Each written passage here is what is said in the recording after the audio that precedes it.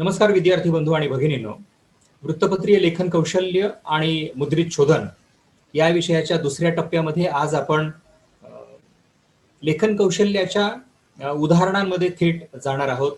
या आधीच्या अभ्यास सत्रामध्ये आपण लेखनाचे विषय कुठले कुठले असतात, वृत्तपत्रीय जीवनामध्ये जी बातमीदारांची वेगवेगळी बीट्स असतात आणि साधारणपणे कोणकोणत्या क्षेत्रांचं लेखन आपल्याला करावं लागतं त्याचा अभ्यास केला. आज आपण कसं लेखन करायचं किंवा त्याची नेमकी उदाहरणं काय आहेत, बातम्यांची उदाहरणं काय आहेत, लेखांची उदाहरणं काय आहेत, स्फुटलेख किंवा मुलाखती याचं शब्दयोजन, मथळे कशा पद्धतीचे आपण लिहिले पाहिजेत आणि त्याचं कौशल्य कोणतं प्राप्त केलं पाहिजे याची चर्चा आज करणार आहोत. या विषयाला आज आपण समजून घेणार आहोत. तुम्ही पाहिलं असेल गेल्या काही दिवसांमध्ये महाराष्ट्राचं जे राजकारण पेटलेलं आहे, पुढच्या स्लाइडमध्ये तुम्हाला जे चित्र दिसेल, लेखाचं चित्र, संजय राऊत यांचं सामना या दैनिकातलं जे रोखठोक सदर आहे, त्यांच्या साप्ताहिक पुरवणीमध्ये, उत्सव पुरवणीमध्ये ते आठवड्यातून एकदा प्रसिद्ध होतं. त्या लेखनशैलीचा आज आपण उदाहरणादाखल इथं चर्चा करतो आहोत की संजय राऊत यांची लेखनशैली आणि त्यांचं वक्तव्य, अगदी संसदेत ते खासदार म्हणून जेव्हा बोलतात तेव्हा आणि संसदेतून आल्यानंतर सामना या दैनिकाच्या कचेरीमध्ये संपादकीय टेबलवर बसल्यानंतर अग्रलेख लिहिताना किंवा प्रत्यक्ष त्यांचा जो कॉलम आहे रोखठोक नावाचा, त्यातली शैली जर आपण समजून घेतली तर आपल्या अभ्यासासाठी त्याचा उपयोग होऊ शकेल.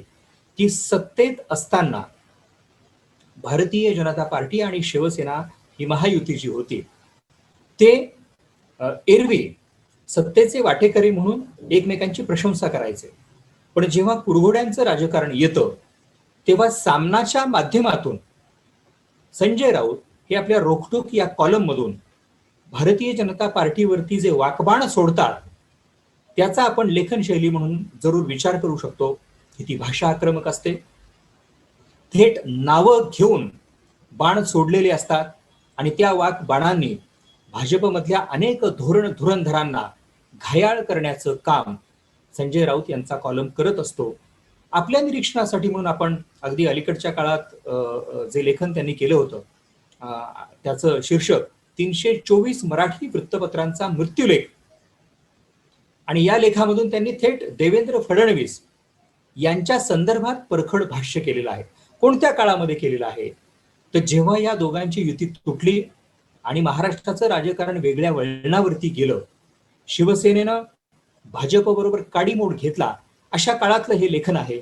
आता आपण उद्याचे लेखक म्हणून, उद्याचे पत्रकार किंवा उद्या भाष्य करणारे स्तंभलेखक या नात्यानं आपण हे लेखन कौशल्य अवगत करण्याचा या उदाहरणातून प्रयत्न केला पाहिजे की आपली कालची भूमिका वेगळी असू शकते, आजची वेगळी असू शकते आणि उद्याची वेगळी असू शकते. म्हणजे याला संदर्भ आहे, ज्याला कालसापेक्षता म्हणता येईल, त्या काळाचा संदर्भ असतो. तर त्या संदर्भासह आपण आपलं लेखन कौशल्य विकसित केलं पाहिजे आणि तसं चपखल लेखन, चपखल मथळा आपल्याला देता आला पाहिजे. हे सामन्याचं उदाहरण मी मुद्दामहून आपल्या समवेत आज जे शेअर करतो आहे ते सत्तेत आल्यानंतर शिवसेनेनं भाजपा संदर्भातली भूमिका ही किती आक्रमक केलेली आहे त्याचं प्रतिबिंब या शीर्षकात देवेंद्र फडणवीस यांच्या चित्रासह संजय राऊत यांच्या प्रत्येक शब्दात आपल्याला पाहायला मिळतं. अशी अनेक उदाहरणं आपल्याला घेता येतील. म्हणजे महाराष्ट्र टाइम्सच्या संपादकीय पानाचं, सकाळ, लोकमत, लोकसत्तेचे अग्रलेख जर तुम्ही पाहिले तर त्यातली आक्रमक लेखन शैली जी आहे, थेट सरकारवरती टीका करण्याची जी भूमिका आहे ती भूमिका आणि त्यातलं शब्दयोजन आपण समजून घेऊया विद्यार्थी या नात्यानं. आणि त्याप्रमाणे उद्या जर समजा तुम्ही सामनाचेच संपादकीय सहकारी झालात तर तुम्हाला असं रोखठोक लेखन करावं लागेल. ती लेखनशैली आपल्याला विकसित करता आली पाहिजे. आता हे उदाहरण देत असताना मी तुम्हाला माझ्या व्यक्तिगत पत्रकारितेच्या प्रवासामधलीच काही उदाहरणं तुमच्या समोर मांडणार आहे आणि त्यातून मग बातमीचे वेगवेगळे प्रकार, लेखांचे वेगवेगळे प्रकार पुढच्या स्लाइडमध्ये मी तुम्हाला हे उदाहरण दाखवू इच्छितो की मी जेमतेम 18 वर्षांचा होतो आणि नुकतीच उन्हाळ्याची सुट्टी लागलेली असताना म्हणजे 12वीची परीक्षा संपलेली होती, उन्हाळ्याची सुट्टी लागलेली होती आणि त्याच वेळी मी आणि माझा भाऊ आम्ही दोघांनी मिळून बारामतीमध्ये बारामती औद्योगिक वसाहत जी तेव्हा आकाराला येत होती, मी तुम्हाला हे 1988 सालचं सांगतो आहे की बारामती औद्योगिक वसाहत आकाराला येत असताना शरद पवार यांचे थोरले बंधू अप्पासाहेब पवार यांनी कृषी विषयक संस्था स्थापन करून, सहकारी संस्था स्थापन करून, सहकारी औद्योगिकरणाचा प्रयत्न करून एक दिशा त्या भागातल्या उद्योजकांना देण्याचा प्रयत्न केला होता. आणि तोच धागा पकडून मी आणि माझ्या भावानं योगीराज देवकर हे तत्कालीन महाराष्ट्र उद्योजकता विकास केंद्राचे प्रकल्प अधिकारी होते, नंतर ते विभागीय अधिकारी झाले. आम्ही दोघांनी मिळून, तेव्हा तर मी 12वीची परीक्षा देऊन नुकताच असं किलकिल्या नजरेनं समाजाकडे पाहत होतो. लिहिण्याचा प्रयत्न फार आधीपासून होताच माझा. कविता लिहायचो, अगदी शालेय पातळीवर कविता लिहायचो. आपण लेखन शैलीचं बोलतो आहोत म्हणून मुद्दाम म्हणून काही व्यक्तिगत उदाहरणं, अगदी कुठल्या बातम्या मी लिहिलेल्या आहेत, कुठले लेख लिहिलेले आहेत आणि त्यातली नजाकत, त्यातली शब्दकळा तुम्हाला सांगण्यासाठी मी माझ्या वयाच्या 18व्या वर्षी जे लेखन केलं ते तुमच्या समोर मांडतो आहे. पुढच्या स्लाइडमध्ये तुम्हाला शीर्षक दिसेल, बहुप्रेरित नावाचं.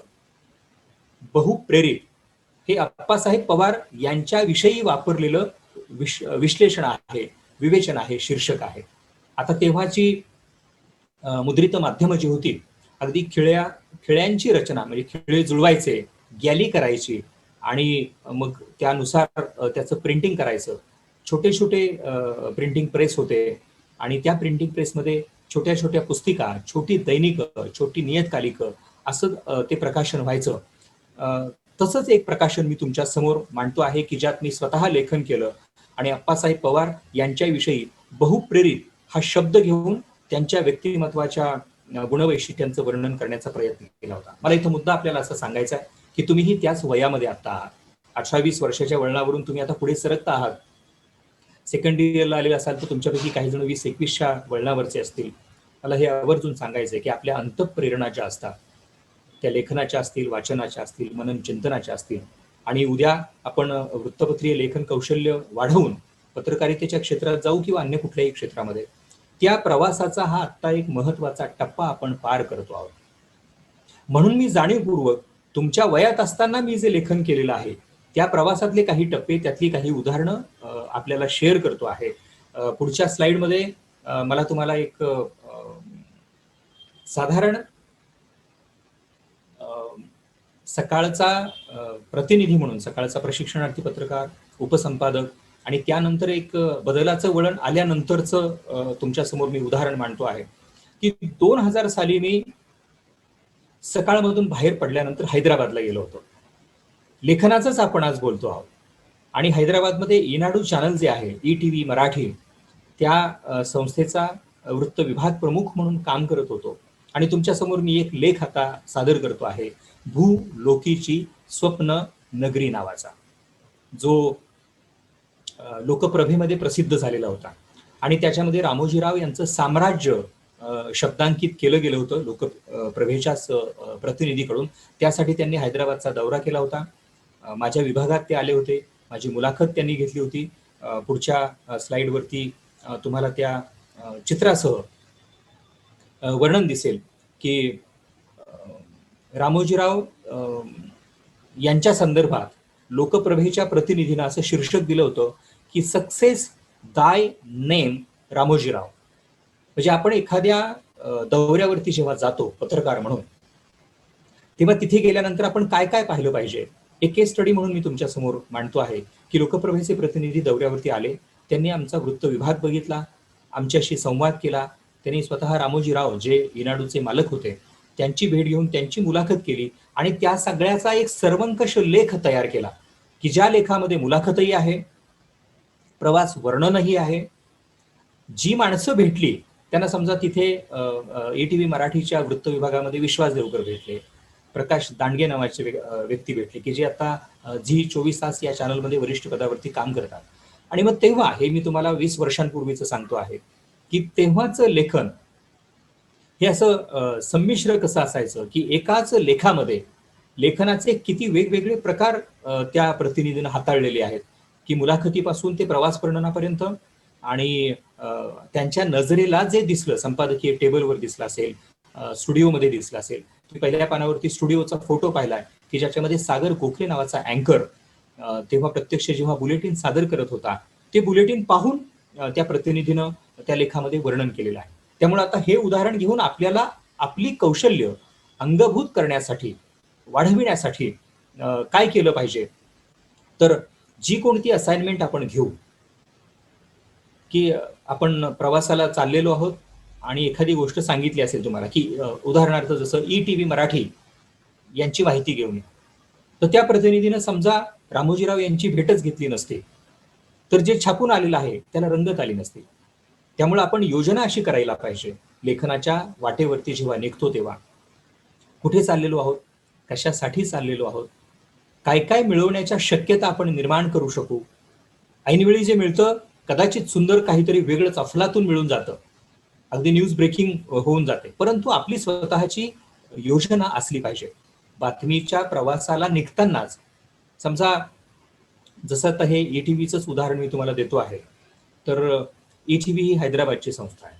मग प्रवासाच्या दरम्यान महाराष्ट्र आणि आंध्र प्रदेश यांच्या सीमेवरची गावं किंवा प्रत्यक्ष हैदराबादमध्ये पोहोचल्यानंतर लोकप्रभेच्या प्रतिनिधीनं इनाडू चॅनलचा जो विस्तीर्ण परिसर आहे रामोजी फिल्म सिटी नावाचा, तर त्या फिल्म सिटीचं त्याच्या नजरेला जे दिसलं होतं ते अतिशय छान चपखलपणे त्यांनी त्या लेखामध्ये मांडलेलं होतं.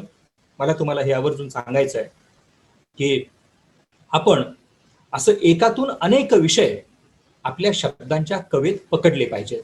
हे लेखन कौशल्य आपल्याला विकसित करायचं आहे. पुढच्या स्लाइड मधली बातमी आहे जी मीच स्वतः लिहिली होती आणि हा लेख आहे खरं म्हणजे अग्रलेख आहे तो. संपादकीय लेख मी लिहिला होता आणि तो नरेंद्र दाभोळकर यांच्या हत्येच्या पार्श्वभूमीवरचा होता, त्या संदर्भातलाच होता. पहा आता इथं मी अग्रलेख लिहिलेला आहे, साप्ताहिक सकाळमध्ये तो लिहिला होता, पण त्याला त्या दिवशी मी शब्दांची मर्यादा न ठेवता एकाऐवजी 2 पानं घेऊन तो अग्रलेख लिहिलाय. आता अग्रलेख साधारणपणे संपादक केबिन मध्ये बसून लिहितो, दैनिकांमध्ये आलेल्या बातम्या समोर ठेवून, कातरणं समोर घेऊन. आता कातरणांची गरज नाही, सगळं डिजिटल झालेलं आहे, त्यामुळे तुम्ही वेबसाईटची खिडकी ओपन करून लिहा आणि मग अग्रलेख हा संदर्भांवर आधारित किंवा दिवसभरात चाललेल्या बातम्यांवर आधारित असा लिहिला जातो. माझी या अग्रलेखा संदर्भातली आठवण अशी आहे की पुण्यामध्ये मी शनिवार पेठेत राहत होतो, ओंकारेश्वर मंदिराच्या अगदी कोपऱ्याला लागून, आणि ओंकारेश्वर मंदिरापासूनच बालगंधर्वचा जो पूल सुरू होतो त्या पुलावर सकाळच्या वेळी नरेंद्र दाभोळकर यांची हत्या करण्यात आली. तत्क्षणी आम्हाला काहीच कळलं नाही, फक्त कांठळ्या बसवणारा आवाज आणि गोंधळ कानावर आला, कारण मी त्या अतिशय जवळच्या इमारतीमध्ये होतो. पहिल्यांदा लक्षात आलं नाही, असं वाटलं की काहीतरी फटाके फुटलेले आहेत.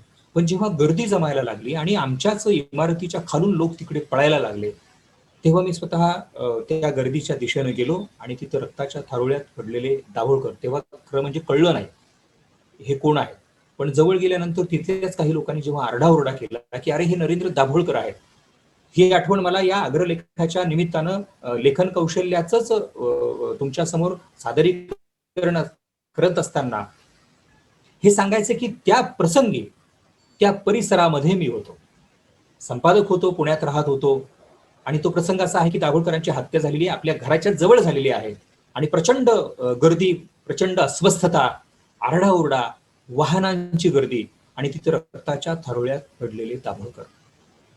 काही वेळानं पोलीस आलेले आहेत, तिथं गर्दीला पांगवण्याचा प्रयत्न झालेला आहे, सिक्युरिटायझेशन ज्याला म्हणतात, सिक्युरिटी, सुरक्षा कडक करणं, आणि मग ती डेड बॉडी तत्क्षणी तिथं काही पंचांना बरोबर घेऊन पंचनामा आणि पुढचे सगळे सोपस्कार, म्हणजे ते ससून हॉस्पिटलला नेणं आणि मग तिथे मुळात तिथं जे लोक होते त्यांची तातडीनं चौकशी, तुम्ही काय पाहिलं, तुम्ही काय पाहिलं, म्हणजे अगदी त्यावेळी मला सुद्धा, आता ते पोलिसांनी नाही पण त्या गर्दीनं खूप असं छेडलं होतं की तुम्ही किती वाजता आले, तुम्हाला कसं कळलं. आणि आपल्याला सांगायला हरकत नाही की खरं म्हणजे जेव्हा आवाज आला त्यावेळी तो कसला आवाज आहे, फटाक्यांचा आवाज आहे का, अशा भावनेत मी जो वेळ दवडला ना त्याची मला खूप खंत आहे. की एरवी फटाके वाजत असतात, सकाळी वाजतात, संध्याकाळी वाजतात आणि माणूस दुर्लक्ष करतो, पण कळलं नाही हा फटाक्याचा आवाज आहे की आणखीन कुठला आवाज आहे. आणि मला तिथं पोहोचायला उशीर झाला. ती अस्वस्थता आजही माझ्या मनामध्ये आहे की काय झालं असेल, कसा गोळीबार झाला असेल, ते गुन्हेगार कसे आले असतील. नंतर ते सगळं बातम्यांमध्ये आलेलं आहे, पण त्या क्षणाचा, त्या गर्दीचा आणि त्या दुर्घटनेचा मी असा साक्षीदार आहे की जेव्हा मी तिथं पुण्यात होतो, आणि आपल्याला सांगायला हरकत नाही की ज्या इमारतीमध्ये मी राहायचो त्यावेळी पुण्यामध्ये, त्या इमारतीला लागूनच अतिशय जवळ साधना साप्ताहिकाचं ऑफिस आहे, आणि त्या ऑफिसच्या वरच्या मजल्यावरच दाभोळकर निवासाला असायचे, मुक्कामाला असायचे. दौऱ्याहून कुठूनही ते आले की ते आमच्या शेजारच्या इमारतीत असायचे, आणि आम्ही दोघे अनेकदा कधी मॉर्निंग वॉकला, तर कधी संध्याकाळी मोकळा वेळ मिळाल्यानंतर गप्पा मारायला, असा आमचा संवाद असायचा, असा आमचा सहप्रवास असायचा. आणि त्या दिवशीचा सकाळचा प्रसंग असा आहे की दाभोळकर जीवानिशी गेले. सकाळच्या वेळी ते फिरायला म्हणून निघालेले असताना त्यांच्यावरती गोळीबार झाला आणि एका विचारवंतांना आपण मुकलो. तो सगळा भावकल्लोळ मी माझ्या शब्दांमध्ये त्या दिवशी अग्रलेखाच्या माध्यमातून जो व्यक्त केलेला आहे, तो उदाहरण म्हणून मला तुमच्या समोर यासाठी मांडायचा आहे की उद्या तुम्हीही कुठल्या तरी दैनिकाचे पत्रकार व्हाल, संपादक व्हाल, किंवा कला शाखेचे विद्यार्थी म्हणून कुठल्या जीवनाच्या क्षेत्रात जिथे कुठे जाल, तिथं तुमच्याही समोर दुसऱ्या पानावरचं मला आठवण म्हणून तुम्हाला सांगायचं आहे की तुमच्याही समोर आपल्याच अवतीभोवती वावरणारी अशी विचारवंत मंडळी अशी अचानक जेव्हा आघात करून जातात, म्हणजे समाज जीवनावर झालेला तो फार मोठा आघात होता की आपण सगळे एका विचारवंताला मुकलो. हे सगळं मी त्या अग्रलेखात लिहिलंय. तुम्हाला मी ते उदाहरण म्हणून यासाठी सांगतो आहे की त्या प्रत्यक्ष घटनेचा, त्या गर्दीचा मी एक साक्षीदार आणि सकाळचा संपादक कार्यालयात जाऊन जेव्हा अग्रलेख लिहायला घेतला, तेव्हा माझ्या आठवणींचा हिंदोळा, खरं म्हणजे हिंदोळा शब्द नाही वापरू शकत मी, माझा भावनांचा हलकल्लोळ झाला होता. आणि मला ते दाभोळकर, अनेक संदर्भांमधले दाभोळकर आठवत गेले की ज्या दाभोळकरांबरोबर काही वेळा मी व्यासपीठ, विचारपीठ शेअर केलं होतं. म्हणजे ते प्रमुख पाहुणे असायचे, मी व्यासपीठावर असायचो, माझं छोटेखानी भाषण व्हायचं, त्यानंतर दाभोळकरांचं दीर्घ भाषण व्हायचं. अगदी नाशिकमध्ये तर आमच्या दोघांची एक मुलाखत अशी समोरासमोर रंगली होते. म्हणजे मी नाशिकमध्ये सकाळचा संपादक असताना विवेक विचार असाच विषय घेऊन, विवेकाच्या वाटा असा विषय घेऊन दाभोळकरांचं एक पुस्तक, ग्रंथ त्यावेळी प्रकाशित झाला होता, आणि त्या ग्रंथ प्रकाशनाच्या निमित्तानं दाभोळकरांची मुलाखत मी नाशिकमध्ये एका जाहीर कार्यक्रमात घेतली होती. आणि तेव्हा श्रद्धा, अंधश्रद्धा, अश्रद्धा अशा अनेक विषयांवरती जे त्यांच्याशी मी संवाद केले, त्या सगळ्या आठवणी मला दाभोळकरांच्या हत्येच्या दिवशी अशा दाटून आल्या. अगदी नाशिकमध्ये दाभोळकरांना आपण, मी जे नाशिक सकाळचं संपादक असताना गोदावरी वाचवा आणि प्रदूषण थांबवा हे अभियान चालवलं होतं. मी लेखनाचंच तुम्हाला सांगतो की आपण पत्रकार म्हणून लेखन कसं करावं, तर लोकजीवनाचे जे वेगवेगळे पदर आहेत, लोकजीवनाची जी वेगवेगळी अंग आहेत, त्याचाच अंतर्भाव करून आपल्या लेखनाची दिशा ठरली पाहिजे. आपण फक्त लिहिते नसतो, लेखक म्हणा, साहित्यिक म्हणा, कलावंत म्हणा किंवा पत्रकार म्हणा, अगदी चित्रातून व्यक्त होणारा चित्रकार म्हणा, ही सगळी सर्जनशील मंडळी ही केवळ लिहिण्यासाठी लिहित नाही, त्या लिहिण्याला काही प्रयोजन असतं. त्याच प्रयोजनाचा विषय आज आपण आकलन करून घेण्याचा प्रयत्न करतो आहोत. की दाभोळकरांची जी आठवण मी आपल्याला सांगतो आहे, आणि नाशिकमधल्या त्या गोदावरी वाचवा अभियानाची जी आठवण सांगतोय, त्याचा फोटो आता तुम्हाला या प्रेझेंटेशन मध्ये दिसतोय की सकाळच्या अभियानाला डॉक्टर नरेंद्र दाभोळकरांचा प्रतिसाद, काय प्रतिसाद दिला होता दाभोळकरांनी. म्हणजे जे दाभोळकर स्वतः अंधश्रद्धा निर्मूलनाची चळवळ चालवत होते, त्यांना मी जेव्हा आग्रह केला, म्हणजे ह्या सगळ्या अशा वेगवेगळ्या काळात घडलेल्या घटनांचं त्या लेखामध्ये मी शब्द योजन केलेलं आहे. तो मृत्यूलेख होता, तो अग्रलेख होता, पण त्यात माझा आणि दाभोळकरांचा, सकाळ परिवाराचा आणि दाभोळकरांचा, किंवा समाज जीवनाचा आणि दाभोळकरांचा जो घट्ट बांध होता, शब्दबद्ध करण्याचा त्यातून मी जो प्रयत्न केला होता, तो मी आपल्याला सांगतोय की एका बाजूला मठ मंदिर आणि त्या संदर्भामध्ये दाभोळकर यांच्या ज्या भूमिका असायच्या की अंधश्रद्धा पसरवणाऱ्यांच्या विरोधामध्ये दाभोळकरांनी सगळं जीवन दिलं, त्या दाभोळकरांनी सकाळच्या गोदावरी वाचवा प्रदूषण थांबवा या अभियानाला असा प्रतिसाद दिला की मी विनंती केल्याबरोबर दाभोळकर स्वतः माझ्याबरोबर आले, आणि आम्ही सगळ्यांनी मिळून गोदावरीच्या पात्रात जाऊन नदी पात्रातली घाण काढलेली होती. अगदी दाभोळकरांनी खराटा हातात घेतला होता, मी घमेलं हातात घेतलेलं होतं, अंधश्रद्धा निर्मूलन समितीचे नाशिकमधले कृष्णा चांदगुडे यांच्यासारखे अनेक कार्यकर्ते तिथं आलेले होते. राजू देसले आणि तत्सम मंडळी सगळी जी फोटोमध्ये आपल्याला दिसत आहेत, हे सगळं मी त्या लेखामध्ये लिहिलं की काळाच्या पडद्याआड दाभोळकर गेले असतील, परंतु ते काळावर स्वार होऊन तुमच्या माझ्यासाठी काय देऊन गेलेले आहेत, तर समाज जीवनाला त्यांनी पथदर्शी होऊन अंधश्रद्धांचा काळोख मिटवण्यासाठीची प्रकाशाची पाऊलवाट निर्माण केली आणि ते प्रकाशदर्शी होऊन दाभोळकर गेले. दाभोळकर काळाच्या पडद्याआड गेले, पण ते तुमच्या माझ्या मनावरती आजही अधिराज्य गाजवतात. प्रबोधनाची चळवळ चालवणारे विचारवंत हे मृत्यूनंतरही कार्यकर्त्यांच्या रूपानं हे कायम सजीव असतात. त्या सजीवतेचं चिंतन मी त्या लेखामध्ये मांडलेलं होतं. मी तुम्हाला हे सांगतोय की असं चिंतन आपल्याला मांडता आलं पाहिजे. पुढच्या स्लाइडमध्ये मला दुसरं उदाहरण आपल्याला द्यायचं आहे की एका बाजूला जसं दाभोळकरांसारख्या विचारवंताच्या मृत्यूनंतर मृत्यूलेख लिहिण्याची वेळ संपादकावर येते, तसं कौटुंबिक विषय आपल्याला हाताळावे लागतात. आणि मग आता नव्या काळातलं जे कुटुंब आहे, चौकोनी कुटुंब किंवा नुसतेच पती पत्नी आहेत, त्यांना एकच मुलगा आहे, किंवा ज्याला एकल कुटुंब म्हणतो, म्हणजे नुसतेच पती एका बाजूला आहेत, पती दुसऱ्या शहरामध्ये आहे, पत्नी दुसऱ्या शहरामध्ये आहे, किंवा मुलं शिकायला दुसरीकडे गेलेली आहेत, असा सगळा नव्या कुटुंबाचा जो घुसमटीचा विषय आहे, ती घुसमट त्या अग्रलेखामध्ये मी मांडली होती. आणि नव कुटुंब काळजात सामावणार, म्हणजे शरीरानं माणसं जरी दूर असली तरी ती आता नेट एकत्र आहेत, मग त्यांची जीवनशैली कशी असते, असे विषय आपल्याला हाताळावे लागतील. ते विषय तुम्ही हाताळावेत यासाठी हे उदाहरण मी आपल्या समोर घेतलंय. नेक्स्ट स्लाइडमध्ये, पुढच्या स्लाइडमध्ये नवसाचं पोर आणि जीवाला घोर अशा शीर्षकाचा जो माझा अग्रलेख होता, साप्ताहिक सकाळचं संपादक हे होतं ते. म्हणजे थोडक्यात मगाशी जसं मी म्हणत होतो की नवकुटुंब जे आहे ते असं एकल कुटुंब आहे, पती पत्नी आणि एकच बाळ. आता ते एकच बाळ जे आहे, म्हणजे ज्या वयाचे तुम्ही आहात सगळे, तुम्ही तुमच्या आईबाबांना एक असाल किंवा दोन असाल आणि फार लाडके असाल, तर त्या लाडकेपणाचे परिणाम जे आहेत त्या परिणामांवर भाष्य करणारा हा अग्रलेख नवसाचा पोर आणि जीवाला घोर याच्यामध्ये काय आशय दडलाय ते आपण उदाहरणासाठी समजून घेतो आहोत. म्हणजे एकुलतं एक बाळ म्हणजे अगदी नवस सायासाचं बाळ, कौतुकाचं बाळ, कोड कौतुकाचं बाळ असंच असतं. त्याची वाढ जी होते ती लाडाकोडात होते, एकदम लाड केले जातात, त्याला जे हवं ते दिलं जातं. पाहिजे तसा अँड्रॉइड मोबाईल अगदी लहानपणी दिला जातो, बाईक दिली जाते, तुला जे काय पाहिजे ते, सायकल पाहिजे काय 50,000ची, 1,00,000ची सायकल, 1,00,000ची सायकल दिली जाते आणि हाऊस भागवली जाते.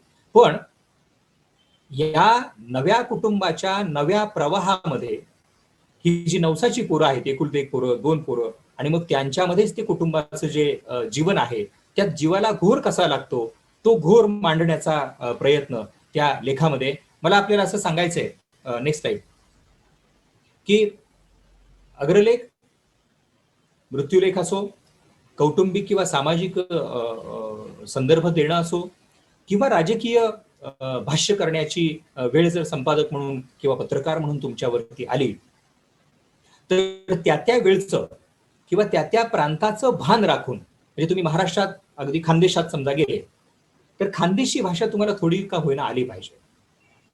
तुम्ही विदर्भात गेले तर वैदर्भीय बोली तुम्हाला समजली पाहिजे. जांगूड गुत्ता हा शब्द आहे, हा विदर्भातला प्रसिद्ध शब्द आहे. म्हणजे मानवी जीवनाचा जेव्हा गुंता होतो तेव्हा विदर्भातली मंडळी जांगूड गुट्टा, जांगूड गुत्ता असं बोलतात. हे जर आपल्याला समजलं तर मग आपल्या बातमीमध्ये तसे शब्द येऊ शकतील. मी जेव्हा कर्नाटकच्या दौऱ्यावरती गेलो होतो, राजकारणाच्या संदर्भामध्ये, निवडणुकीच्या संदर्भामध्ये वृत्तांकन करण्यासाठी, तर तेव्हा बीजेपी ये गोंधळ आणि काँग्रेस सगळे लाभ, म्हणजे कर्नाटकमध्ये जर तुम्ही गेलात तर येन विशेष विशेष येन इल्ला, म्हणजे काय विशेष, काही नाही व काही विशेष नाहीये, असे काही शब्द आपल्याला त्या प्रांतामध्ये जाण्यापूर्वी समजून घेतले पाहिजेत. आणि बसमधून उतरल्यानंतर किमान पक्षी, तुमचं नाव काय, माझं नाव काय, हे गाव कुठलं, असं काहीतरी प्राथमिक ज्याला आपण म्हणता येईल असं प्राथमिक माहिती, प्राथमिक ज्ञान आपल्याला असलंच पाहिजे. जर तुम्ही ते अवगत करून त्या भागामध्ये बातमीदारीसाठी गेलात तर शक्यता अशी आहे की त्या भागातले जे स्थानिक नागरिक असतात ते तुम्हाला प्रतिसाद देतात, माहिती चांगली मिळते आणि मग तसाच एखादा शब्द आपल्या बातमीच्या शीर्षकात पकडून किंवा त्या बातमीमध्ये किंवा त्या लेखामध्ये ती चौकट आपण करू शकतो की ज्यामुळे आपल्याला पटकन लक्षात येतं की अरे ही बातमी कर्नाटकची आहे, अरे ही बातमी ओरिसाची आहे, अरे ही बातमी काय पश्चिम बंगालमधली आहे, म्हणजे बंगाली भाषा असेल किंवा उडिया भाषा असेल. हे मला तुम्हाला सांगायचंय. नेक्स्ट स्लाइडमध्ये आपण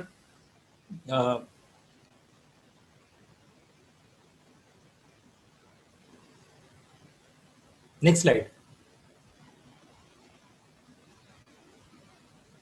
की मगाशी जसं मी म्हटलं तुम्हाला की मी जर कर्नाटकमध्ये गेलो किंवा ओरिसामध्ये गेलो तर त्या भागातली जी काही भाषा असेल ती अवगत करून आपण लिहूया. तसंच समजा तरुणाईवर आपल्याला लिहायचं असेल तर तरुणाईची जी देहबोली आहे, तरुणाईची जी शब्दफेक आहे, ती शब्दफेक आपल्या लेखनामध्ये आली पाहिजे. Sky is the limit yard म्हणजे हा एक लेख असा होता की ज्यामध्ये तरुणांच्या भावभावनांची स्पंदनं टिपण्याचा प्रयत्न केलेला संपादकीय मजकुरामधून. त्यामुळे शीर्षक सुद्धा थेट इंग्रजीच देवनागरीमध्ये सादरीकरण आपण केलंय आणि ते जाणीवपूर्वक केलंय. म्हणजे साप्ताहिक मराठी आहे, लेख मराठी आहे, पण शीर्षक मात्र जाणीवपूर्वक लिहिलंय देवनागरीमध्ये, पण इंग्लिश शब्दकळा यासाठी घेतली की तो लेख तुमच्यासारख्या वयाच्या मुलांनी वाचलाच पाहिजे, कारण तो तुमच्या संदर्भातला आहे. त्यामुळे आपल्याला हे लेखन कौशल्य अवगत करावं लागेल की आपला टार्गेट ग्रुप कुठला आहे, म्हणजे कोणाला आपण निर्धारित करतो आहोत, कोणासाठी लिहितो आहोत. नेक्स्ट स्लाइडमध्ये आपण हे पाहूया की ज्यांच्यासाठी लिहायचं त्यांच्यासाठी आपली लेखणी ही सरसावली पाहिजे. आपल्या लेखणीला आपला टार्गेट ग्रुप समजला पाहिजे. तुम्ही वेगवेगळ्या वृत्तपत्रांमध्ये प्रतिनिधी म्हणून कदाचित जाल. नेक्स्ट स्लाइडमध्ये तुम्हाला वेगवेगळ्या दैनिकांची मास्टहेड दिसतील. सकाळ, लोकसत्ता, लोकमत पासून ते महाराष्ट्र टाइम्स, लोकसत्तेपर्यंत, काय नवा काळ, पुढारी, केसरी, या सगळ्या दैनिकांची स्वतःची म्हणून एक शैली असते. प्रत्येकाची एक शैली आहे. म्हणजे तुम्ही लोकसत्तेचं उदाहरण घेतलं तर त्यांचं लेखन हे कायम अँटी इस्टॅब्लिशमेंट असं असतं. अँटी इस्टॅब्लिशमेंट म्हणजे सत्तेच्या विरोधामध्ये साधारणपणे ते अग्रलेख लिहितात किंवा सत्ताधाऱ्यांकडून काही चुका होत असतील तर त्याच्यावरती ते परखड भाष्य करतात. सकाळची भूमिका ही साधारणपणे बॅलन्स्ड, म्हणजे टीका करायची झाली तरी ज्यांच्यावरती टीका करायची आहे त्याचा खुलासा आधी घेऊन किंवा त्याची बाजू घेऊन मगच ती बातमी छापली जाईल. काही दैनिक आज एकाचं उद्या दुसऱ्याचं असं करतात, पण सकाळमध्ये साधारणपणे असा आग्रह धरला जातो की नाही, आजच आरोप झाला असेल तर खुलासा सुद्धा आजच आला पाहिजे, त्यांची बाजू आजच आली पाहिजे. हे तुम्हाला लेखन कौशल्याच्या संदर्भात विचारात घ्यावं लागेल की कुठल्या दैनिकामध्ये तुम्ही जाणार आहात आणि त्या दैनिकाची लेखनाची भूमिका कशी आहे. परखड भूमिका आहे, एकदम इनडेप्थ जाणे, आक्रमक होण्याची भूमिका आहे. म्हणजे जसं लोकसत्तेचं मी उदाहरण देतो आहे तुम्हाला, लोकमत किंवा महाराष्ट्र टाइम्समध्ये कमीत कमी शब्दामध्ये पण त्यांनी जी भूमिका, निर्भीड निष्पक्ष वर्तमानपत्र अशी टॅगलाईन त्यांनी अलीकडच्या काळात घेतलेली. तर ते निष्पक्षपणा जो आहे तो आपल्या लेखनात आणावा, म्हणजे मग तुमची आणि महाराष्ट्र टाइम्सच्या लेखनाचं ट्युनिंग जमेल, मैत्र जमेल. पुढारीची जर तुम्ही भाषा बघितली तर ती ही भाषा आक्रमक आहे, ग्रामीण ढंगाची असते. लोक जसं बोलतात तशी बोली त्यांच्या लेखनामध्ये आणली जाते. हे सगळं आपल्याला समजून घ्यायचं आहे आणि तशी आपली बातमी आपल्याला तयार करायची आहे. नेक्स्ट स्लाइडमध्ये मी तुम्हाला बातमीची रचना कशी असते आणि त्या रचनेला अपेक्षित अशा पद्धतीचं लेखन आपल्याकडून कसं झालं पाहिजे हे समजून सांगण्याचा प्रयत्न करणार आहे. तुम्ही जर पत्रकारितेचे विद्यार्थी असता तर तुम्हाला अगदी आरंभीच म्हणजे पहिल्याच वर्षी पहिल्याच सत्रामध्ये हा पिरॅमिड पाहायला मिळाला असता. उलटा पिरॅमिड म्हणजे त्रिकोण आहे पण तो उलटा मांडलेला आहे, म्हणजे तो वरती मोठा आहे आणि खाली छोटा छोटा होत गेलेला आहे. ही एक परिभाषा आहे बातमी लेखनाची, वृत्तपत्रीय क्षेत्रातली ही एक परिभाषा आहे की मोस्ट न्यूज वर्दी इन्फॉर्मेशन, म्हणजे बातमीसाठी म्हणून ज्याला बातमी मूल्य म्हणता येईल, बातमी मूल्याचा जो अत्यंत महत्वाचा भाग आहे तो सगळ्यात वरती असला पाहिजे, मथळा असला पाहिजे. आणि मथळ्याच्या नंतर डेडलाईनच्या पुढे ज्याला आपण लीड म्हणतो, बातमीचा शिरोभाग म्हणूया आपण, शीर्षकासह मथळ्यासह बातमीचा जो लीड आहे त्या लीडची रचना कशी असावी. आपल्याला लेखन शिकायचंय, बातमीचं लेखन शिकायचं आहे. त्यामुळं मी तर तुम्हाला असं म्हणेल की हा त्रिकोण तुम्ही अगदी मनामध्ये असा कोरून ठेवा पत्रकारिता करा अथवा न करा, पण हा त्रिकोण तुमच्या मनामध्ये कोरला गेला पाहिजे की काल सुद्धा मी सांगत होतो आपल्याला 5 Ws आणि 1 H. हे जर तुम्हाला समजलं तर तुम्हाला बातमी लेखन समजलं. बातमीच्या लीडमध्येच who, what, when, where, why, how म्हणजे हे क आहेत, ककार आहेत. कोण बोललं, काय बोललं, कधी बोललं, कुठे बोललं, का बोललं आणि कसं बोललं, याचं उत्तर देणारे 12, 14, 15 शब्द किंवा 20 शब्द तुम्ही लिहिले की तुमचा लीड तयार झाला. लोकांनी तेवढा जरी वाचला तरी त्यांची बातमीची तहान भागू शकते. आता जर तो भुकेलेला असेल, बातमीच्या वाचनासाठी तो जर भुकेलेला असेल तर तो आणखी खाली जातो आणि मग त्याच्यामध्ये महत्वाचा सविस्तर वर्णनाचा भाग, म्हणजे जे घडलेलं आहे ते लीडमध्ये एकदम बांधीव, आणि ज्याला कोणाला बातमीची तहान आणि बातमीची भूक सुद्धा आहे, त्याला वाचायचं आहे, विषय समजून घ्यायचा आहे, तर त्याच्यासाठी वर्णन करणं आणि मग बातमीच्या शेवटी साधारण माहिती जी आहे किंवा त्या घटनेचा ज्याला आपण पार्श्वभाग म्हणूया, पार्श्वभूमी म्हणूया, तो तपशील देण्याचा आपल्याला लेखनामध्ये प्रयत्न करायचा असतो. आणि अगदी समजा आपण सभा समारंभ किंवा प्रकाशन, पुस्तक प्रकाशन याच्या कार्यक्रमाला गेल्यानंतर जर बातमी लिहिणार असू तर ज्यांच्या हस्ते प्रकाशन आहे त्यांनी केलेलं वक्तव्य हे लीडमध्ये येतं. कोणाचं पुस्तक होतं, व्यासपीठावर कोण कोण लोक मान्यवर उपस्थित होते आणि मग प्रत्येकजण भाषणामध्ये कोण काय बोलला हे त्या विस्तृत वर्णनामध्ये मधल्या उतार्यांमध्ये येतं. आणि शेवटचा जो उतारा असतो बातमीचा, शेवटचा पॅरेग्राफ, त्यामध्ये सूत्रसंचालन कोणी केलं, स्वागत केलं आणि कोण कोण मान्यवर विशेषतः व्यासपीठावरती आणि खाली उपस्थित होते, श्रोत्यांमध्ये कोण मान्यवर आलेले होते, माहिती होऊया किंवा बातमीची किंवा त्या घटना घडामोडीची पीठिका सांगणं, पूर्व पीठिका सांगणं किंवा प्रत्यक्ष तिथं जे साध्यंत घडतं आहे तो वृत्तांत आपल्याला बातमीच्या विस्तृत लेखनामध्ये देता येऊ शकतो. तुम्ही हा त्रिकोण समजून घेतला की तुम्हाला बातमी लेखनाचं कौशल्य प्राप्त झालं याची खात्री तुम्ही बाळगा. तुम्हाला मी आता काही उदाहरणं, बातम्यांची उदाहरणं दाखवणार आहे की शीर्षकापासून नेक्स्ट स्लाइडमध्ये तुम्हाला एक बातमी दिसेल की ज्याच्यामध्ये शीर्षक आपल्याला काही देत आहे, माहिती देत आहे. नाशिक मधली बातमी आहे, 1997 सालची मी कव्हर केलेली बातमी आहे की मनोहर जोशी मुख्यमंत्री असताना नाशिकचा जो महिंद्राचा प्रकल्प आहे त्या प्रकल्पामध्ये एका नव्या वाहनाचं उद्घाटन झालेलं होतं आणि त्या उद्घाटनाच्या निमित्तानं प्रमुख पाहुणे म्हणून आलेले मनोहर जोशी आणि महिंद्राचे प्रमुख त्यावेळेचे केशव महिंद्रा, नंतर आनंद महिंद्रा यांनी सूत्र हातात घेतली. पण मी ही बातमी आवर्जून तुमच्या समोर यासाठी मांडतो आहे की नाशिकमध्ये येऊन आनंद महिंद्रांच्या आधीच्या सूत्रधारांनी केशव महिंद्रा यांनी फोर्डचा ट्रक निर्मिती प्रकल्प महाराष्ट्रात आणण्याचा आपण प्रयत्न करू हे 97 साली सांगितलं होतं. त्याचा तो चपखल लीड आहे.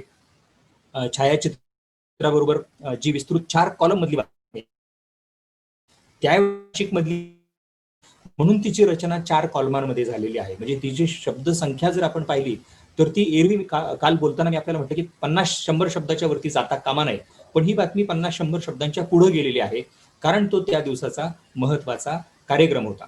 त्यामुळे कौशल्याच्या अंगाने आपण या बातमीकडे कसं पाहावं तर तिला पहा, त्यावेळेस रंगीत छपाई नव्हती, त्यामुळे तिला ब्लॅक स्क्रीन दिलेला आहे, शीर्षकाला स्क्रीन दिलेला आहे आणि बातमीला सुद्धा 5% स्क्रीन दिलेला आहे. आता हा लेखनाचा भाग नाही, परंतु तुमचं जर त्या दिवसाचं वृत्तांकन महत्वाचं असेल तर त्याची मांडणी सुद्धा अशी होते. त्यामुळे अशी मांडणी आपल्या वाट्याला यावी असे विषय आपण कव्हर करावेत आणि ते कव्हर करण्यासाठी म्हणजे त्याचं वृत्तांकन करण्यासाठी हे कौशल्य निर्माण करायचं आहे. लीड तयार लीड तयार म्हणजे दुसरा उतारा तयार करणं आणि विस्तृत बातमी तयार करणं. पुढच्या उदाहरणामध्ये आपण पाहूया की बातमी लेखनाचं कौशल्य हे वेगवेगळ्या दौऱ्यांवर जाताना आपल्याला किंवा वाढवता येऊ शकतं. मी राजस्थानचा दौरा केला होता आणि त्या दौऱ्यावरती ऍक्च्युली प्रत्यक्ष मी निवडणुकीचं वृत्तांकन करण्यासाठी गेलो होतो. पण निवडणुकीसाठी गेलोय तर बाकीच्या ज्या महत्वाच्या घटना घडतायत त्याच्याकडे डोळेझाक करून चालेल का? आपण लेखनाचं बोलतो आहोत, लिहायला जर बाहेर निघालेलो आहे तर मग जो विषय दिलाय तेवढ्या पुरतच लेखन करायचं का? तर असं अजिबात नाही. उलट पक्षी रस्त्यानं निघताना जर तुम्हाला वेगळ्या काही घटना घडामोडी वेगळी माहिती मिळाली तर शक्यता अशी आहे की तुमची त्या दिवसाची ती ब्रेकिंग न्यूज होईल. म्हणजे मी राजस्थानमध्ये पाकिस्तानच्या सीमेपर्यंत गेलो होतो बातमीदारीसाठी आणि तिथे म्हणजे कारगिल नंतरची ती घटना आहे. कारगिलचं युद्ध होऊन गेलेलं होतं आणि पाकिस्तानची नांगी ठेचली होती भारतीय सैनिकांनी.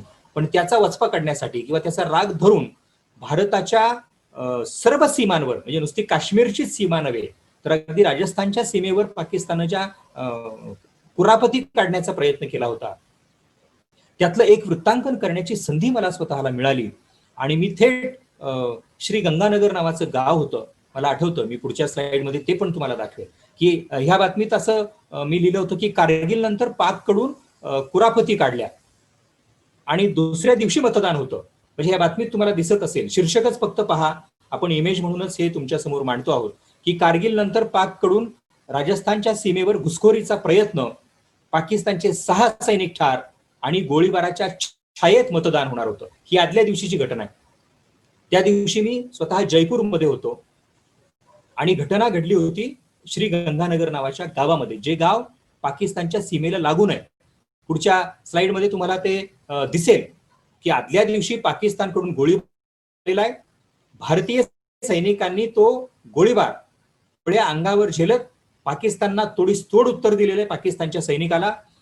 आणि भारतामध्ये दहशत पसरवण्यासाठी म्हणून निवडणुकीचा काळ असल्यामुळे बॉम्बस्फोट घडवण्याचे प्रयत्न अशा सगळ्या कुरापती ज्या पाकिस्तानकडून काढल्या जातात त्याचा प्रत्यक्षदर्शी होण्याची संधी मला त्या निवडणुकीच्या दौऱ्याच्या निमित्तानं मिळाली. आणि मी सुद्धा ही माहिती मिळाल्याबरोबर जयपूरमधून रातोरात श्री गंगानगर नावाच्या गावामध्ये आपल्याकडे जशा महामंडळाच्या बसेस असतात तसल्याच जुन्या बसमध्ये रात्रभर त्या गर्दीचा एक भाग होऊन मी 8-1 तासांचा प्रवास केला आणि त्या श्री गंगानगर नावाच्या सीमेवरच्या गावामध्ये पोहोचलो जिथं मतदान होतं. काय लिहायचं याच्याविषयी मी तुमच्याशी बोलतो आहे. लिहिण्यासाठी काय पकडायचं मुद्दा मला या उदाहरणातून तुम्हाला सांगायचा आहे की कुठली कौशल्य आपल्याला विकसित करायची आहेत. की गेलाय निवडणुकीच्या दौऱ्याला तर मग निवडणुकीच फक्त कव्हर करायची का? त्या क्षणी म्हणजे आदल्या रात्री जर गोळीबारच झालेला आहे पाकिस्तानच्या सीमेवर, भारताच्या सीमेवर, म्हणजे तिथे पाकिस्तानचे 6 सैनिक ठार झालेले आहेत, आपल्या सैनिकांनाही जखमा झालेल्या आहेत, भारतीय सैनिकही जखमी झाले होते, जीव गेला नाही पण जखमी झाले होते. हा प्रसंग आहे आणि निवडणुकीच्या आदल्या रात्री झालेला हा प्रसंग आहे. मी सरळ म्हणजे माझा दौरा जयपूरचा होता पण मी तो दौरा संपवला आणि श्री गंगानगर नावाच्या गावात गेलो जिथं समोर पाकिस्तानचे सैनिक दिसत होते. म्हणजे तारेचं कुंपण होतं, पलीकडे पाकिस्तानची मंडळी होती, कुंपणाच्या अलीकडे भारतीय सैनिक होते आणि तिथे अगदी साध्या बसनं मी पोहोचून काही किलोमीटरची पायपीट करून पहाटेच्या वेळचं चित्र पाहिलं. अतिशय गंभीर वातावरण होतं. कुठल्या क्षणी कुठून गोळी येईल याची म्हणजे काहीच शाश्वत, कधी पण काही पण घडू शकतं इतकं वातावरण मी जवळून पाहिलं. ते पण मी होतं की भारतीय सैनिक डोळ्यात तेल घालून आपल्या सीमेचं संरक्षण करण्यासाठी सज्ज होते आणि दिवस पुढे सरकलेला आहे. सूर्य वरती जेव्हा निघाला आणि त्या गावामध्ये, गाव छोटच होतं पण तिथं मतदानाची प्रक्रिया पार पडली. म्हणजे सीमेवरती भारतीय सैनिक डोळ्यात रात्रभर डोळ्यात तेल घालून उगवत्या सूर्याच्या साक्षीनं आपली सीमा राखण्याचं काम करत होते आणि पाकिस्तानच्या गोळीबाराच्या छायेतलं ते गाव श्री गंगानगर नावाचं गाव. माझ्या बातमीमध्ये ते सगळं वर्णन मी त्यावेळी केलेलं आहे. 1999 सालची ही गोष्ट आहे. 99 नाही, मला वाटतं 96ची गोष्ट आहे. की काय घडलेलं आहे त्या गावातल्या लोकांशी जेव्हा मी बोललो की रात्री गोळीबार झालेला आहे, पाकिस्तानच्या सैनिकांना कंठस्नान घातलेलं आहे आणि आजही कोणत्याही क्षणी गोळीबार होऊ शकतो, अशा भीतीच्या वातावरणात सुद्धा त्या श्री गंगानगर गावामध्ये काय घडलेलं आहे, लोक थेट असं बोलत होते की पाकिस्तानच्या गोळ्या हे आमच्या पोरांच्या खेळण्यासाठी आम्ही वापरतो. म्हणजे तिकडून गोळ्या येतात आणि आमची पोरं नंतर त्या गोळ्या खेळणं म्हणून वापरतात. त्यामुळे आमच्या दृष्टीने हे खेळणं आहे, आम्हाला काही भीती नाही वाटत आणि त्यांनी आम्हाला भीती दाखवायचं काहीच कारण नाही. आता हे सगळं जेव्हा मला प्रत्यक्ष पाकिस्तानच्या सीमेवर आदल्या रात्रीच्या गोळीबाराच्या पार्श्वभूमीवर त्या गावातले गरीब लोक, कष्टकरी लोक अतिशय अभिमानानं सांगत होते, तेव्हा मी तो अभिमान, त्या अभिमानाच्या त्यांच्या शब्द भावना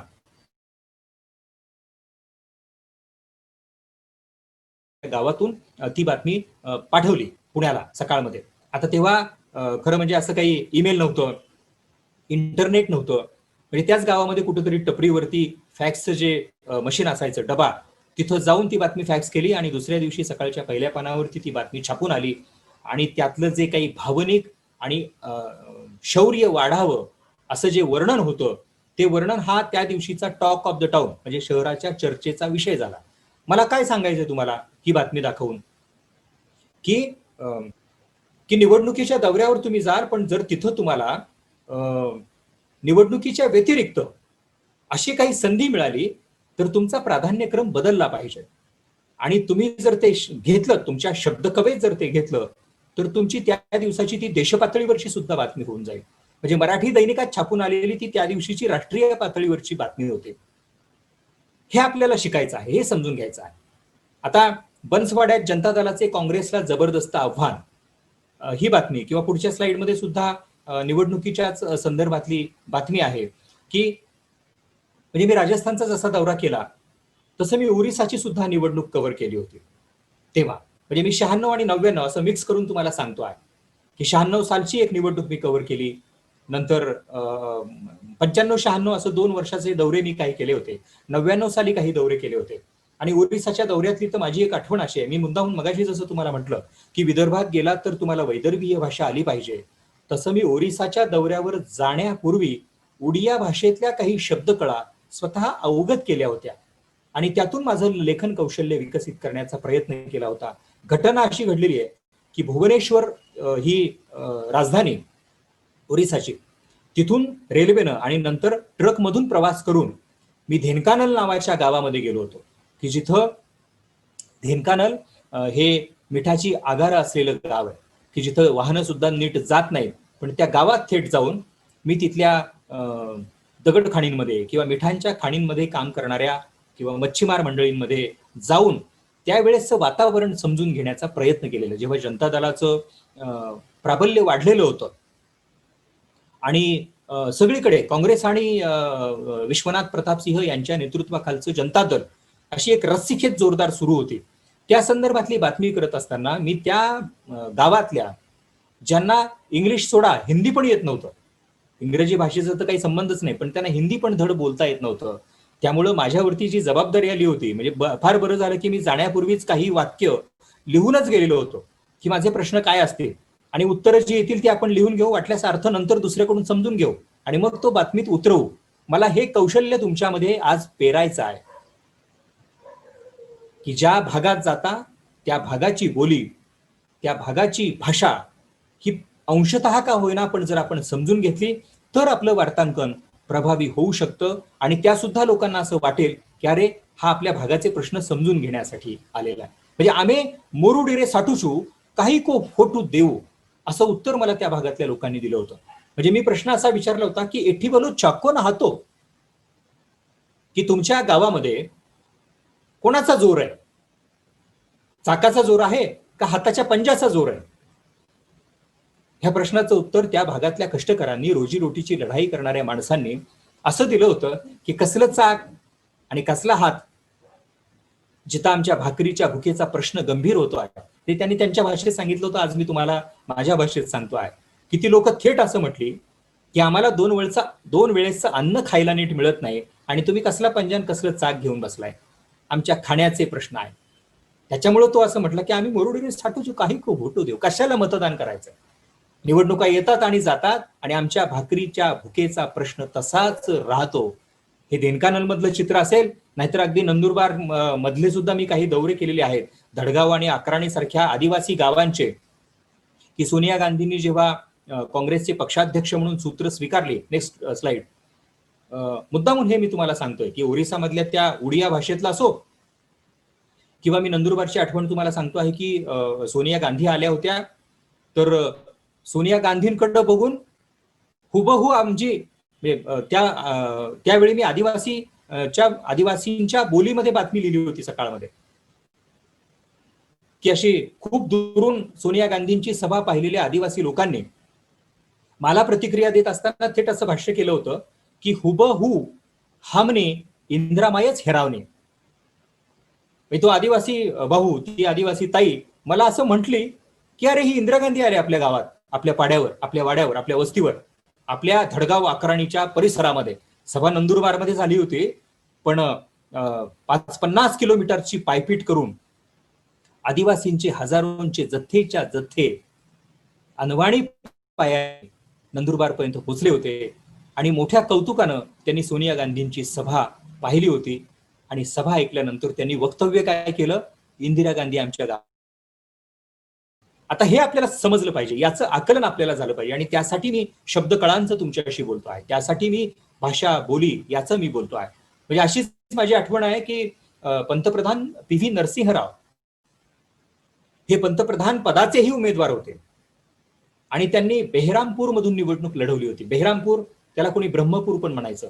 त्या ब्रह्मपूर गावापर्यंत मी गेलो होतो आणि त्या गावात जाऊन मी वृत्तांकन केलेलं आहे. ओरिसामधली निवडणूक जी आहे ती कशी रस्सीखेच करते आहे. ओरिसा लगतची बाकीची जी काही राज्य आहेत, अगदी कर्नाटक असो किंवा ओरिसाचा जो अगदी ग्रासरूटचा भाग आहे, म्हणजे जसं आपल्याकडे आदिवासी प्रदेश आहे तसं त्यांच्याकडे समुद्र किनाऱ्यालगत मिठागर आणि तिथं अक्षरशः उघड्या नागड्या अवस्थेत वावरणारे लोक, म्हणजे ज्यांना खायला पण मिळत नाही आणि ज्यांच्या भाकरीचा, ज्यांच्या भुकेचा, ज्यांच्या पाण्याचा प्रश्न अत्यंत गंभीर असतो वर्षानुवर्ष, त्या लोकांचे प्रश्न काय आहेत हे समजून घेऊन बातम्या देण्याचा मी प्रयत्न केला होता.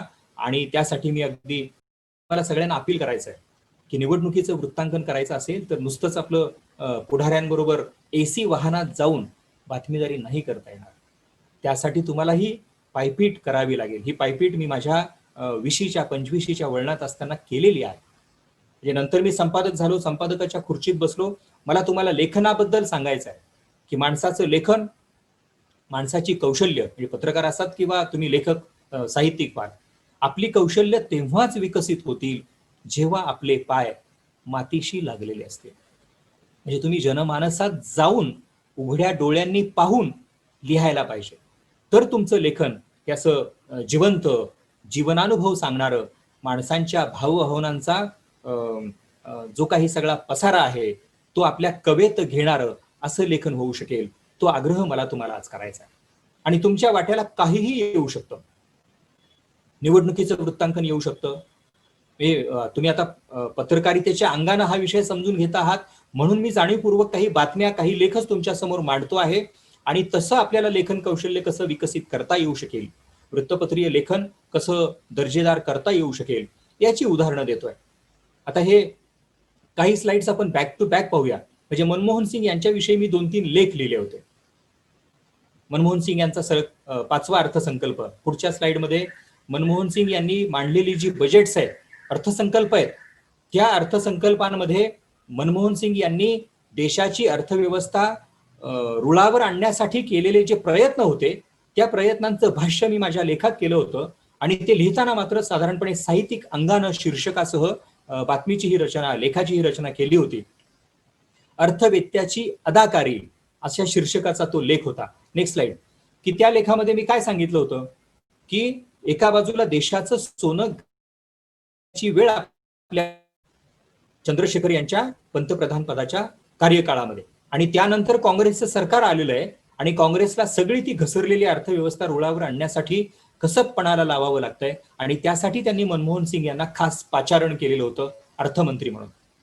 आणि तो सगळा 2-4 वर्षाचा धांडोळा मी घेतला की सलग 5 अर्थसंकल्प मांडणारे मनमोहन सिंग यांनी त्या काळामध्ये जी काही परिस्थिती निर्माण झाली होती त्यात जे आर्थिक धोरण राबवण्याचा प्रयत्न केला त्या आर्थिक धोरणानं देशाला दिशा दिलेली आहे. इन्फ्लेशन रेट ज्याला म्हणतात, चलनवाढ, त्या चलनवाढीवर नियंत्रण आणण्यापासून ते रुपयाची घसरण रोखण्यापर्यंत पुढच्या 2-3 स्लाइड्स मध्ये सगळं तेच आहे. एका पाठोपाठ एक आपण पाहूया की अर्थसंकल्प मांडत असताना मनमोहन सिंग यांनी इन्फ्लेशन रोखण्याचा प्रयत्न केला, शेअर बाजारातली घसरण रोखण्याचा प्रयत्न केला आणि मग आपल्या देशातलं अर्थउद्योग जगत जे आहे त्याला संजीवनी मिळाली. आणि ते मी नाशिकमधलं उदाहरण घेऊन तुम्हाला सांगतो की 97 सालची गोष्ट आहे.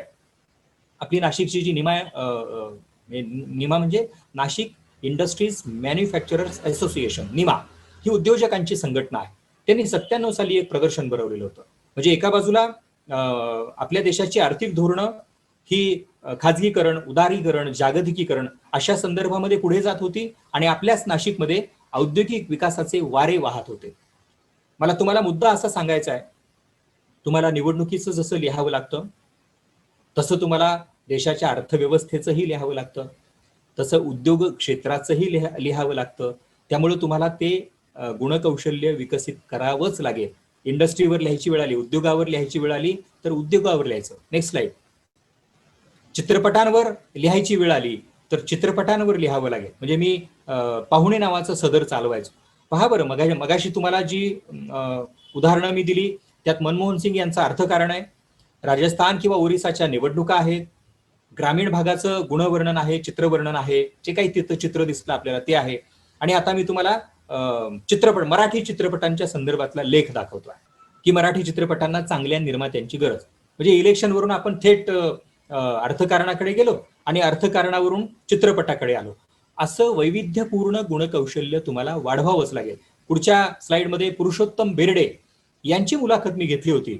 म्हणजे आपल्याला लेखही लिहावे लागतील, आपल्याला मुलाखतीही घ्याव्या लागतात, तर त्या मुलाखतींचं कौशल्य आपल्याला विकसित करावं लागेल. म्हणजे पुरुषोत्तम बेर्डे यांना भेटायला जाण्यापूर्वी मुळात पुरुषोत्तम बेर्डे यांच्या कोणकोणत्या कलाकृती आहेत, त्यांनी कसला अभिनय केलेला आहे, कुठल्या चित्रपटांमध्ये, कुठल्या नाटकांमध्ये कसल्या भूमिका केलेल्या आहेत, हे सगळं मी समजून घेऊन मगच त्यांच्या समोर गेलो होतो. थोडक्यात जसं आपण याआधी बोलत होतो की अभ्यासोनी प्रकटावे ही तुमचा लेखनाचा महत्वाचा घटकच असतात.